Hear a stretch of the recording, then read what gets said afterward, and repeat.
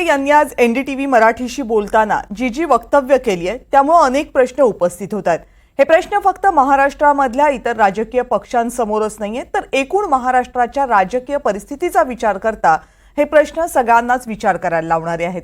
काय नेमकं म्हटलंय मनोज जरांगेंनी, आणि जर मनोज जरांगे निवडणुकीच्या रिंगणामध्ये 288 जागांवर उतरले तर काय काय होऊ शकतं, ग्राफिक्सच्या माध्यमातून बघूया।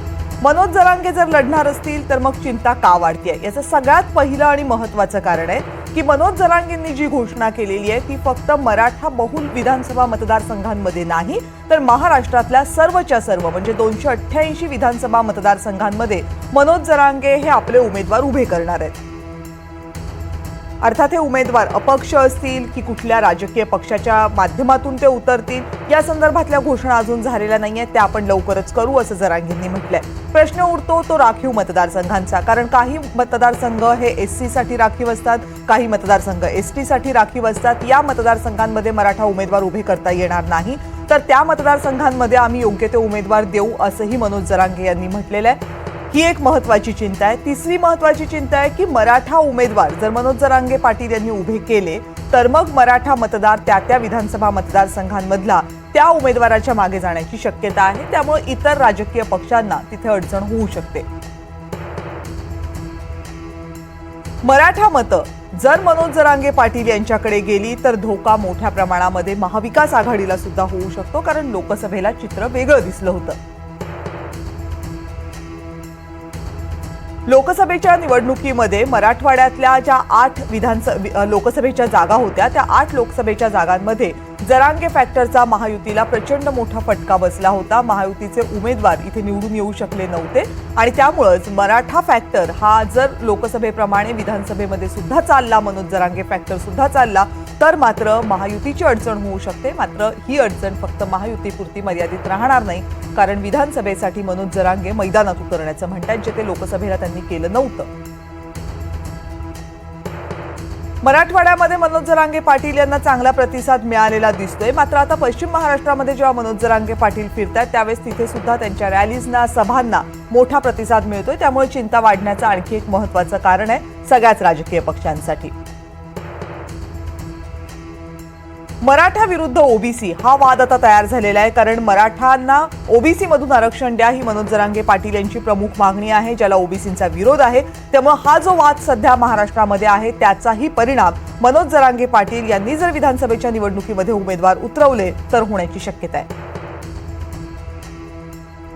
जे उमेदवार उतरवू शकतात मनोज जरांगे पाटील त्यांच्यामध्ये श्रीमंत विरुद्ध गरीब मराठा असंही वर्गीकरण होण्याची शक्यता आहे, आणि मनोज जरांगे पाटील यांनी ही शक्यता नाकारलेली नाहीये।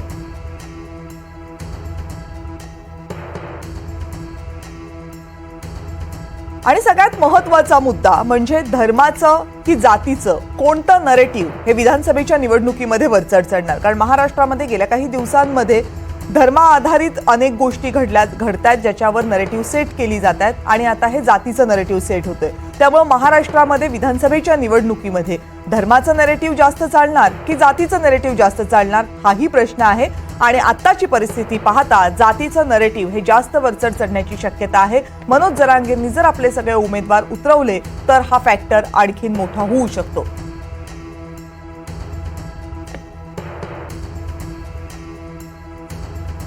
आणि याच सगळ्या प्रश्नांसंदर्भात, मुद्द्यांसंदर्भात बोलण्यासाठी आत्ता मान्यवर आपल्यासोबत आहेत। काँग्रेसचे मुख्य प्रवक्ते अतुल लोंढे आत्ता आपल्यासोबत आहेत, राजकीय विश्लेषक सुरेंद्र जोंधळे आपल्यासोबत आहेत, आणि भाजपचे नेते नरेंद्र पाटील आपल्यासोबत आहेत। आपल्या तिघांचंही मनपूर्वक स्वागत या चर्चेमध्ये। नरेंद्र पाटीलजी, सर्वात पहिला प्रश्न तुमच्यासाठी। मनोज जरांगे पाटील यांनी 288च्या 288 जागांवर आपले उमेदवार उभं करण्याची जी घोषणा केलेली आहे, भाजपसाठी ही दिलाशाची बाब? आपण जर मागच्या काही निवडणुकीमध्ये पाहिलं तर निवडणुका आल्या की काही लोक अपक्ष उभे राहतात, नवीन नवीन पक्ष निवडणुकीच्या निमित्ताने प्रत्यक्षामध्ये येतात, परंतु वर्षानुवर्ष ज्या मतदारसंघामध्ये ज्या आमदारांनी प्रामुख्याने काम केलेलं आहे, लोकांचे प्रश्न मार्गीस लावलेले आहेत, सातत्याने आपल्या मतदारसंघामध्ये आपल्या लोकांच्या, नागरिकांच्या सुविधा उपलब्ध करून देण्यासाठी ज्यांनी आंदोलन केलेले आहे त्यांच्या बागेत तो मतदार उभा राहत नसतो। आता या निवडणुकीमध्ये जो प्रश्न आज आपण विचारलेला आहात की निवडणुकीमध्ये परिणाम होणार का नाही, हम्म. पक्ष कुठल्याही प्रसंगाला तोंड देण्यास तयार आहे. यदा कदाचित आजपर्यंत भारतीय जनता पक्षाने मराठा समाजाला जे प्रत्यक्षामध्ये दिलेलं आहे, हम्म. दिल्यानंतरही एखाद्या प्रसंगाला सामोरं जावं लागणार तर लागणारच आहे. त्याच्यामध्ये काय आम्हाला फरक पडणार नाही. हम्म. कारण आमच्याही आमदारांनी वेळोवेळी सभागृहामध्ये मराठा समाजाच्या आरक्षणाच्या दृष्टिकोनातून भूमिका मांडलेली आहे. भारतीय जनता पक्षाचे नेते उपमुख्यमंत्री पण देवेंद्र आकलन काय आहे तुमचं? साहेबांनी काय वाटतं मुख्यमंत्र्यांच्या तुम्हाला? जर जरांगे पाटलांनी 288चे 88 उमेदवार जर रिंगणामध्ये उतरवले, फायदा होईल का तोटा? नाही, फायदा तोटा हा त्यावेळेच्या प्रसंगाने कळेल. आता काय सांगता येणार नाही. उदाहरणार्थ कालपर्यंत खासदारकीच्या निवडणुकीमध्ये हम्म. ज्या वेळेला आदरणीय पंतप्रधान नरेंद्र मोदी साहेबांनी जे काही योजना आणल्या, त्या योजनेअंतर्गत काही मुसलमान बांधवांनी या ठिकाणी निवडणुकीमध्ये वेगळा निर्णय घेतला. मग फायदा का तोटा हा विषय नंतरच आहे. राजकारणामध्ये समोर त्या ठिकाणी निवडणुकी लढवणं हे आम्हाला करायचं आणि आम्ही ते करणार.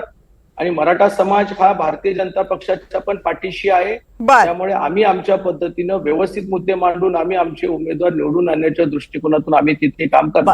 बर अतुल लोंढेजी, महाविकास आघाडीचा विचार करता काय वाटतं तुम्हाला? मनोज जरांगे पाटील यांच्या निर्णयानं महाविकास आघाडीला तोटा होईल, फायदा होईल? नाही, याच्यामध्ये कविता फायदा तोटा निवडणुकीमध्ये बघायचा नसतो. निवडणुकी लढायची असते ताकदीने. आणि मनोज जरांगेंनी जर जाहीर केलेलं आहे तर लोकशाहीमध्ये सर्वांना निवडणूक लढण्याचा नक्कीच अधिकार आहे. पण याच्यामध्ये थोडंसं खोलात पण आपण जाऊन याचा विचार केला पाहिजे. बरं. की देवेंद्र फडणवीस जेव्हा विरोधात होते 2.5 वर्षासाठी, त्यावेळेस त्यांनी म्हटलं होतं की मला तुम्ही पुन्हा सत्ता द्या, मी 2 महिन्यामध्ये मराठा आरक्षणाचा प्रश्न निकाली लावतो. असंच त्यांनी 2014 पूर्वी सांगितलं होतं की मी पहिल्या कॅबिनेटमध्ये धनगरांचं आरक्षण जे आहे ते क्लिअर करून देतो मी. मग आज केंद्र सरकारकडे ही शक्ती आहे. यांचं डबल इंजिनचं ट्रिपल इंजिन काय हे म्हणतात ते सगळे 5-6 इंजिन जे आहे ते यांच्याकडे आहे. केंद्रामध्ये जर अधिवेशन कालपर्यंत सुरू होतं, तिथे जाऊन 50% मर्यादा जर काढली असती तर हा विषय संपला असता. पण असं न करता ज्या पद्धतीनं भुजबळ असतील, भुजबळांचे स्टेटमेंट येऊन राहिले, प्रसाद लाडांचे स्टेटमेंट येऊन राहिले जरांगेंच्या विरोधामध्ये, तिथे कुठेतरी एक प्रकारचं असं राजकारण दिसतं आहे की मराठा विरुद्ध ओबीसी वाद जो आहे तो या महाराष्ट्रामध्ये पेटवायचा आणि त्याच्यातून काही राजकारणाचा आपल्याला फायदा मिळतो का, हे करण्याचा प्रयत्न सातत्याने भाजपाकडनं, विशेषतः देवेंद्र फडणवीसांकडनं होत आहे. हे कोणीही नाकारू शकत नाही. सुप्रीम कोर्टाने स्पष्टपणे सांगितलं होतं की तुम्हाला अधिकार नसताना तुम्ही मराठा आरक्षण दिलं. 102वी घटना दुरुस्ती ही सगळी जनतेच्या समोर आली. क्वांटिफिकेशनच्या संदर्भामध्ये पण हा प्रश्न जो आहे तो सुप्रीम कोर्टाने उपस्थित केला. म्हणजे तुम्ही चुकीच्या पद्धतीने आरक्षण दिलं होतं. तुमच्या आजूबाजूचे लोकच जे आहे ते कोर्टामध्ये त्या आरक्षणाच्या विरोधात गेले होते, जेव्हा की एकमतानं ते आरक्षण पारित झालेलं होतं. या सगळ्या परिस्थिती ज्या आहे त्या अगदी देशाच्या समोर आहे, महाराष्ट्राच्या समोर आहे. बिहारमध्ये क्वांटिफिकेशन केलं, म्हणजे त्यांनी जनगणना केली, जातीगत जनगणना केली, त्याप्रमाणे आरक्षण वाढवलं, ते सुद्धा कोर्टामध्ये अटकलेलं आहे. मग अशा वेळेस केंद्रामध्ये तुमची सत्ता असताना, हा प्रश्न राज्य सरकारच्या हातात नसताना का तुम्ही सोडवू शकला नाहीत? नरेंद्र दादा, मी बोलतोय, माझं बोलल्यानंतर आपण बोला. नरेंद्र पाटील जी, मी येते तुमच्याकडे. पाटील जी, येते मी तुमच्याकडे. त्यांना त्यांचा मुद्दा पूर्ण करू देत ना. बोला अतुल लोंढेजी. अजिबात विषय भरकटत नाही दादा. आणि त्याच्यामुळे यांच्यावरचा विश्वास जो आहे तो उडालेला आहे. पुन्हा शिंदे साहेबांनी त्याचा फायदा तुम्हाला होणार आहे का? जो विजयी जल्लोष झालेला होता नवी मुंबईमध्ये, असं आहे की जनतेसमोर आम्ही आमचे मुद्दे घेऊन चाललेलो आहेत. तिथे ॲग्रेरियन अनरेस्ट, म्हणजे मोठ्या प्रमाणावर ग्रामीण अर्थव्यवस्था, शेतकरी, आपण इतर मुद्द्यांबद्दल नंतर बोलूयात ना. मला एवढं सांगा ना की या मुद्द्यावर मनोज जरांगे पाटील यांनी निवडणुकीच्या रिंगणात उतरणं, 288 उमेदवार उतरवणं, महाविकास आघाडी, हा प्रश्न महाविकास आघाडीला का उपस्थित होतोय? कारण लोकसभेच्या निवडणुकीचे जे निकाल आले तिथे मराठवाड्यात तुम्हाला फायदा झालेला स्पष्टपणे दिसलाय. असं आहे की पूर्ण महाराष्ट्रात आम्हाला फायदा झालेला आहे. 48 जागांपैकी 32 जागा आम्ही जिंकलेल्या आहे. त्यामुळे पूर्ण महाराष्ट्रात आम्हाला फायदा झालेला आहे. आणि फायदा होण्याचं कारण असं आहे की आम्ही प्रामाणिकपणा दाखवलेला आहे. आम्ही स्पष्टपणे सांगितलं की आमची केंद्रात सत्ता आली तर आम्ही 50%ची मर्यादा बाजूला करू आणि संपूर्ण देशभरामध्ये एक समाज दुसऱ्या समाजाच्या विरोधात उभा आहे हा प्रश्न आम्ही निकाली काढू. असं होऊ देणार नाही. मग यांच्या हातामध्ये सत्ता आहे, केंद्रामध्ये यांचं पूर्ण बहुमत आहे, मग हे संसदेमध्ये 50%ची मर्यादा का काढत नाही? हा अप्रामाणिकपणा स्पष्टपणे दिसतो ना. त्यामुळे एक समाज दुसऱ्या समाजावर विरुद्ध उभा करायचा हे संपूर्ण देशभर सुरू आहे, तेही महाराष्ट्रात सुरू आहे. त्यामुळे हे जे षडयंत्र जे आहे भाजपचं हे आपण स्पष्टपणे लक्षात घेतलं पाहिजे. मला वाटतं लोकही जनताही जी आहे ते लक्षात घेईल. राताळ्याला प्रश्न तर आम्ही जे मुद्दे समोर ठेवलेले होते त्या मुद्द्याला जनतेने पाठिंबा दिला होता. आम्ही त्या मुद्द्याच्या भरोशावर जे आहे ते जनतेमध्ये जाऊ. जनता ठरवेल कोणाला पण मान्य करा ना की झाला ना फायदा तुम्हाला, नाही झाला असं कसं म्हणताय? मराठा मतांचा फायदा झाला की नाही झाला तुम्हाला लोकसभेत? मुद्दे घेऊन गेलो. आम्हाला संपूर्ण जनतेचा फायदा झाला. आम्ही असं सेग्रिगेट करून बघणार नाही. सगळी महाराष्ट्राची सगळी जनता, देशाची सगळी जनता कडे आम्ही समानतेनं बघतो. प्रत्येकाचा मुद्दा जो आहे संघर्षाचा, तो संघर्ष न होऊ देता सामंजस्याने सुटला पाहिजे. महाविकास आघाडीचे जे उमेदवार निवडून आले ते तर जाहीरपणे सांगतात की जरांगे फॅक्टरचा फायदा झाला म्हणून, आणि तुम्ही नाकारताय. मी नाकारलं कुठे? मी काय म्हटलं, सगळ्यांचाच फायदा स्वीकारतही नाही आहात तुम्ही. विदर्भामध्ये मुद्दा आहे का हा? मुंबईमध्ये मुद्दा आहे का हा? मी तुम्हाला तेच म्हणते ना. तुम्ही नाही, मी मी कुठे बिलकुल मुंबईमधलं स्वीकारतोय. विचारलं, मी सगळ्या जनतेला मराठवाड्यापुरतं पाठिंबा विचारलं होतं तुम्हाला. सगळ्या जनतेमध्ये नाही. कविताजी कुठल्याही निवडणुकीचे निकाल फक्त एका विभागापुरते नाही पाहतायत. आम्ही पूर्ण विदर्भ जिंकलो, आम्ही पूर्ण मराठवाडा जिंकलो, आम्ही मुंबईमध्ये 80% जागा आम्ही जिंकलेल्या आहेत.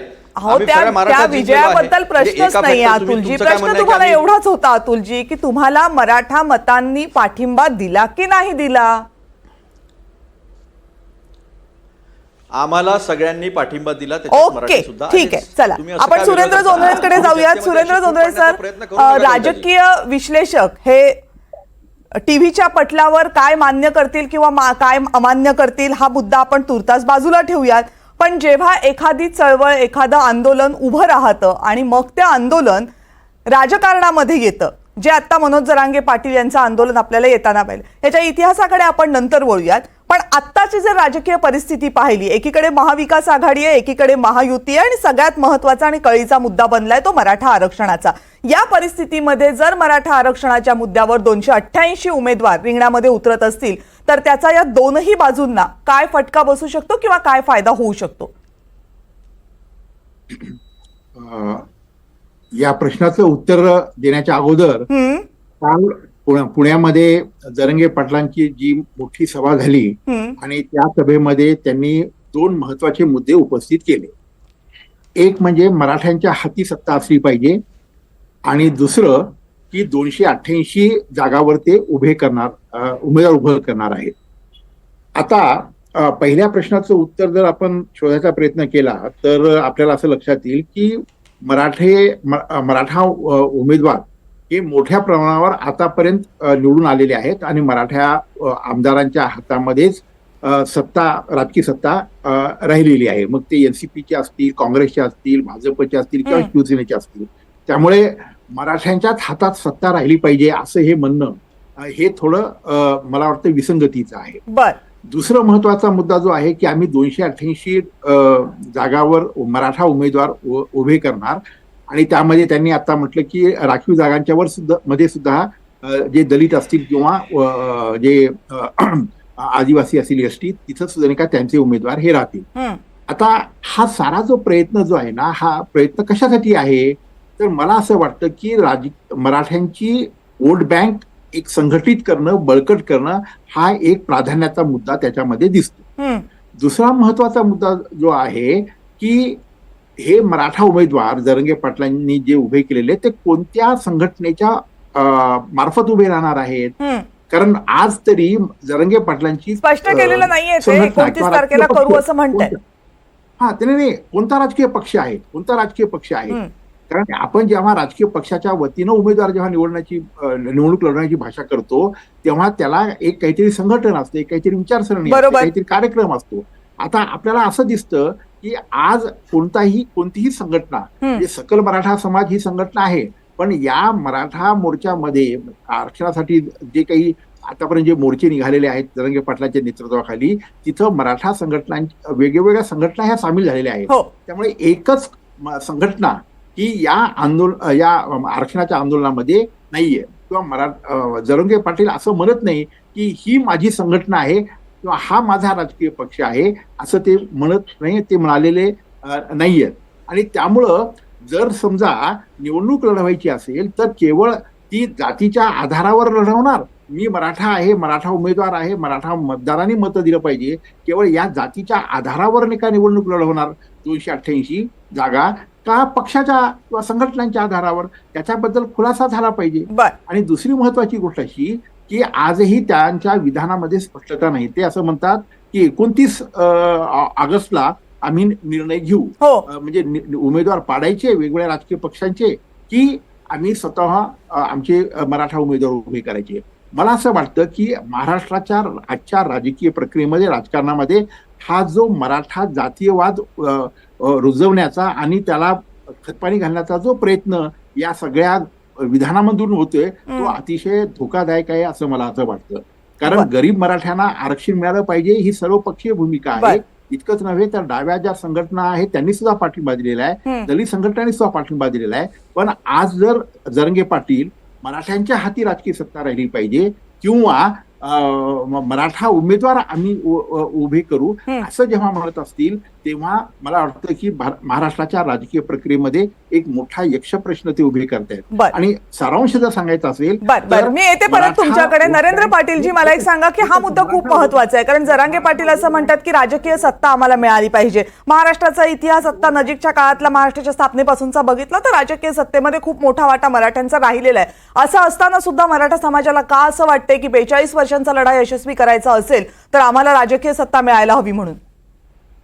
म्हणजे मगाशी अतुलजी जे बोलत होते त्याच्याबद्दल थोडस मला बोलायला परवानगी द्यावी. त्याचं कारण असं आहे, लवकर बोला कारण वेळ संपत आली आपली. 1982च्या नंतर जो पक्ष सत्तेवर होता त्याने कधीच काय दिलं नाही. आदरणीय भारतीय जनता पक्षाने देवेंद्र फडणवीस साहेबांना जे दिलं ते तुमच्या उभाटाचे मुख्यमंत्री उद्धव ठाकरेंच्या कालखंडामध्ये ते राष्ट्रवादीने काँग्रेसला टिकवताही आलं नाही सुप्रीम कोर्टामध्ये. आता मेन मुद्दा असा आहे की निवडणूक, मी मगाशी सांगितल्याप्रमाणे निवडणुकीमध्ये प्रत्येक पक्षाला सामोरं जावं लागतं. चांगलं काम केल्यानंतरही आम्हाला मतं मिळतील हे आम्हाला पूर्णपणे विश्वास आहे. आदरणीय जरांगे पाटील निवडणुकीच्या रिंगणामध्ये उतरले, त्यांचं स्वागत आहे. शेवटला निवडणुकीमध्ये प्रतिस्पर्धी असतो आणि त्या प्रतिस्पर्धीला आम्हाला तोंड द्यावंच लागणार आहे. काही जरी झालं तरी द्यावंच लागणार आहे. पळपुटा पुन्हा हा भारतीय जनता पक्ष किंवा आमचा नेता न करता आम्ही जाईल, आम्ही त्याला सामोरं जाईल आणि आम्ही यशस्वी होऊ. कारण आम्ही काम केलेलं आहे. सामान्य मराठा समाजापर्यंत, घरापर्यंत महामंडळाच्या योजना पोहोचवलेल्या आहेत, जे मी स्वतः महामंडळाचा अध्यक्ष आहे. सारखी संघटना त्याच्यामध्ये तरुणांना फायदा झालेला आहे. पाटील सर मला वाटतं भाषणातले मुद्दे आहेत, आपला मुद्दा तो नाहीये. हे मुद्दे भाषणांसाठी ठीक आहेत. आपण अतुल लोंढे यांच्याकडे जाऊयात. अतुल लोंढेजी, तुमचा मुद्दा पूर्ण करा. नाही, मला फक्त नरेंद्रदादांना विनम्रपणे सांगायचं आहे की तुम्ही सर्वोच्च न्यायालयाचा निकाल वाचा. त्याच्यामध्ये स्पष्टपणे दिसेल की त्यांनी सांगितलं की भाजपला म्हणजे त्यावेळेसच्या सरकारला अधिकार नसताना तुम्ही आरक्षण दिलं, कारण 102व्या घटनादुरुस्तीने केंद्र सरकारने म्हणजे भाजपच्या सरकारने अधिकार राज्यांचे काढून घेतले होते. त्याच्यामुळे 127वी घटनादुरुस्ती हे महाविकास आघाडीचं सरकार आल्यानंतर जेव्हा चर्चा झाली तेव्हा ते करावं लागलं होतं. माझा प्रश्न हा आहे की एकमतानं पास झालेलं आरक्षण देवेंद्र फडणवीस यांच्या आजूबाजूला असलेले लोक कोर्टात जाऊन का ते त्याला घालतात, हा एक महत्त्वाचा प्रश्न आहे. आज पवार साहेबांनी स्पष्ट केलेला आहे की 50% मर्यादा काढण्याचा अधिकार केंद्र सरकारला आहे. अतुल लोंढेजी, त्या मुद्द्यावर आपण वेगळी चर्चा आहे. आता आपण कशाबद्दल बोलतो? आता आपण बोलतो 288 जागा मनोज जरांगे पाटील लढणार आणि त्याचा महाराष्ट्राच्या राजकारणावर काय परिणाम होणार, आणि महाविकास आघाडीचे प्रतिनिधी म्हणून मी तुम्हाला बोलवलेलं आहे. आपण आता ते आरक्षण कुणी दिलं, कुणाच्या मुळे गेलं याच्यावर चर्चा करत नाही. याच्यावर पाहिजे तर आपण वेगळी चर्चा आयोजित करू. आता मला सांगा की मनोज जरांगे पाटील जे म्हणतात की जर आम्हाला आरक्षण हवं असेल तर आम्हाला सत्तेतूनच गेलं पाहिजे, का आतापर्यंतच्या राजकीय सत्ताधाऱ्यांवर मनोज जरांगे पाटील यांचा अविश्वास दिसतोय तुम्हाला? नाही, असं आहे की निवडणुकीमध्ये प्रत्येकाला निवडणुकीत उतरण्याचा अधिकार आहे. महाविकास आघाडी आणि विशेषतः काँग्रेसचा प्रतिनिधी म्हणून मी आपल्याला एक इथे सांगू इच्छितो की आमचं पहिलं लक्ष या महाराष्ट्रातला सामाजिक सलोखा टिकला पाहिजे. निवडणुका लढण्याचा अधिकार सगळ्यांना आहे आणि तो सलोखा टिकवणं हे आमचं कर्तव्य आहे. जर आम्ही म्हणतो आम्ही पुरोगामी शिवशाहू फुले आंबेडकर विचाराचा वारसा घेऊन जातो आहे तर हा जपणं गरजेचं आहे, हा सामाजिक सलोखा ठेवणं गरजेचं आहे आणि गरीब मराठ्यांना आरक्षण मिळालं पाहिजे. ही भूमिका जी आहे ही भूमिका स्पष्ट आहे काँग्रेसची, त्याच्यामध्ये काही दुमत असण्याचं कारण नाही. मार्गही आम्ही सांगितलेला आहे, सोबत यायला आम्ही सोबत आहे हेही सांगितलेलं आहे. त्यामुळे निवडणुकांमध्ये जे होईल ते होऊन जाऊ द्या. बरं, आता मला फक्त एकाच वाक्यामध्ये अतुलजी आणि पाटील सर तुम्ही दोघांनी उत्तर द्या, फक्त एकाच शब्दामध्ये द्या. मनोज जरांगे पाटील हे जर निवडणुकीच्या रिंगणामध्ये उतरले तर महाविकास आघाडीसाठी आणि महायुतीसाठी आव्हान असेल की नसेल? अतुल सर. नाही, आव्हान असलं तरी ते लढावंच लागणार आहे. बर, आव्हान असणार आहे. ओके. नरेंद्र पाटील जी, या निवडणुकीत निवडून येणार हे पक्का आहे. प्रसंगाला तोंड देणार आणि जे आम्ही कामं केले त्या जोरावरती आम्ही आव्हान आमचा विजय असेल त्या की ठिकाणी नसेल? घेणार.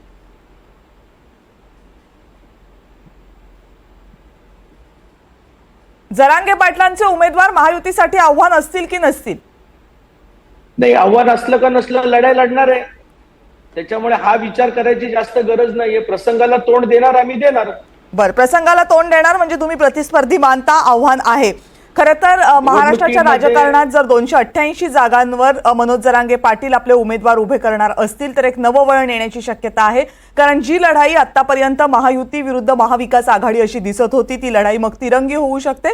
आणि गेल्या वर्षभरात महाराष्ट्रानं मराठा आरक्षणाच्या मुद्द्यावर जे जे काही पाहिलंय ते पाहता या तिरंगी लढाईमधलं मनोज जरांगे पाटील यांची भूमिका ही अत्यंत महत्त्वाची राहील, हेही नाकारता येत नाही. अर्थातच मनोज जरांगे पाटील यांनी जसं आता जोंधळे सर यांनी सांगितलं खूप पत्ते उघड केलेले नाहीयेत. ते म्हणतायत आम्ही सगळ्या जागांवर लढवू, मात्र ते कुणाच्या माध्यमातून उतरणार आहेत, त्यांचे उमेदवार कोण असणार आहेत, उमेदवार निवडीची प्रक्रिया काय असणार आहे आणि जे ते म्हणतात की 113 उमेदवार आम्ही पाडू ते नेमके कोण आहेत या सगळ्याबद्दलची स्पष्टता अजून झालेली नाहीये. जसे जसे हे मुद्दे स्पष्ट होत जातील तसं तसं या तिरंगी लढतीचे नेमके आयाम पुढचे काय असतील हे आपल्या सगळ्यांच्या समोर येईल. विधानसभेची निवडणूक तोंडावर आहे आणि ही निवडणूक तोंडावर असताना महाराष्ट्राचं राजकारण एक नवं वळण घेऊ पाहतंय आणि म्हणूनच या नव्या वळणाबद्दलची ही चर्चा. आपण सगळेजण या चर्चेमध्ये सहभागी झालात आणि आपापली मतं स्पष्टपणे मांडलीत त्याबद्दल आपल्या सगळ्यांचे मनपूर्वक आभार.